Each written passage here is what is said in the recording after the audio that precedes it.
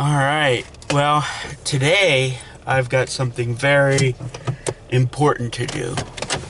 I have a hospital visit to do for an old friend, and it's one of the biggest joys and one of the greatest responsibilities of being a preacher is having to, go visit people in the hospital, people that I care for and have a relationship with, and just trying to, be a witness to people when they're hurting is something that's very important to me, and it's something that should be very important to pastors wherever we go. Whoever the pastor is, regardless of the responsibilities, there should be time that should be taken for hospitals. But visiting people when they're sick isn't just something that pastors should do. It's not just something that pastors should be responsible for.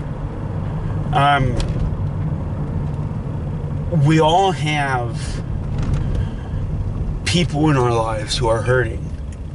We all have people in our lives who get sick and they go to the hospital. And even before I was ordained to the ministry, it was really important to me to be able to have the chance to go to people who I cared about, and when they were in the hospital, to minister to them. Because it's not just something for the people who are in the ordained ministry. It's something that everybody should be doing. Hospitals in particular are a Christian concept. A lot of people don't realize it, but before there was a Christianity, before Christ came to this world, there really wasn't much in the way of doctors. There wasn't really much in the way of hospitals. You had a system in the ancient world where if you got sick, you would go to a pagan prophetess or a prophet, and these witch doctors, these shamans would say some mumbo jumbo over you, and they would cast some spells, and they would do whatever they did. And sometimes, a lot of the times, they made the patient worse. And there was that big element of false hope that the shamans gave. And that false hope that the shamans and the witch doctors did, they did in the name of God, or their gods. Most of them were polytheistic. But even in the polytheistic system, most of the time, the witch doctors and the different people, they had a sense of an overall God who controlled their gods. And when you went to the witch doctor, sometimes the psychosomatic healing worked. That's why sometimes doctors today will give somebody a placebo, just because if you get something in your system and it makes you feel like you're going to get healed, that, well, you feel better.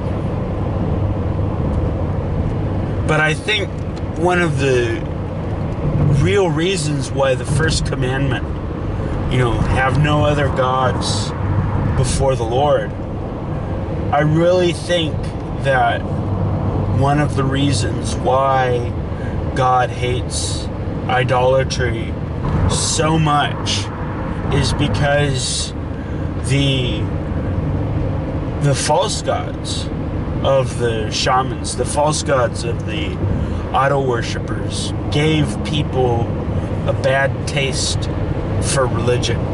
They gave people a bad taste for the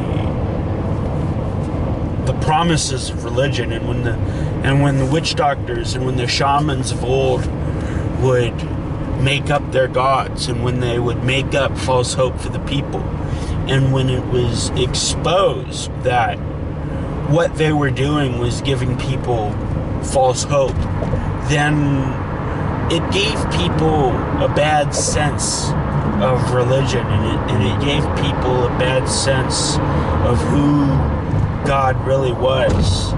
And that's a very dangerous thing, because when people reject God and they reject the means that we have of salvation, they reject the means that we have of grace and peace through Christ, and when people make up all these false religions, when people make up all this false hope that they were feeding the sick in the ancient world, it really exposes why idolatry is so bad. But hospitals, the idea of caring for the sick is a very uniquely Christian idea. And I say that because it's Christians that created the whole system of hospitals, of staying with the sick, regardless of the risk of infection. In the ancient world, if you got sick, you were out on your own. You just got sent out of the community because you were like a leper. And, well, a lot of the times it was because you were a leper.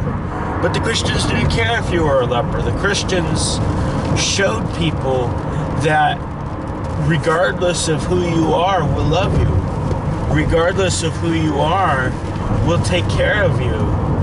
And many people were able to see the truth of Christianity because of that powerful witness, because of that powerful commitment that the early Christians had to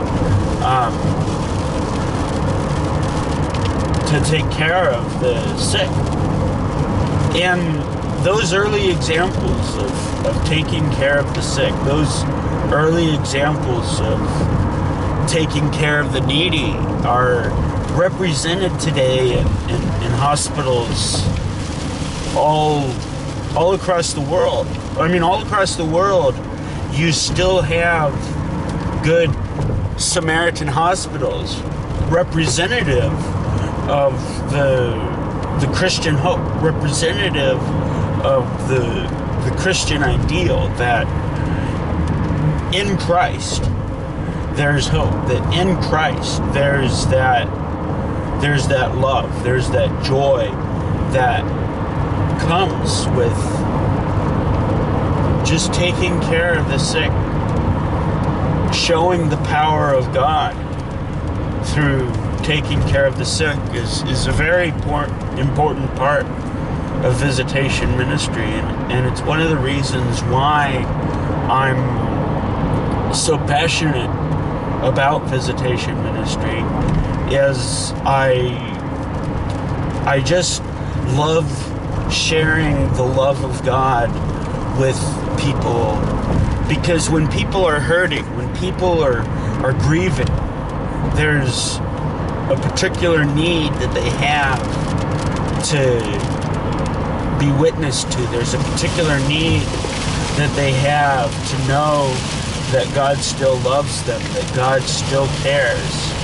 And we need to take care of the people when they're grieving. As Christians, it should be very important to us.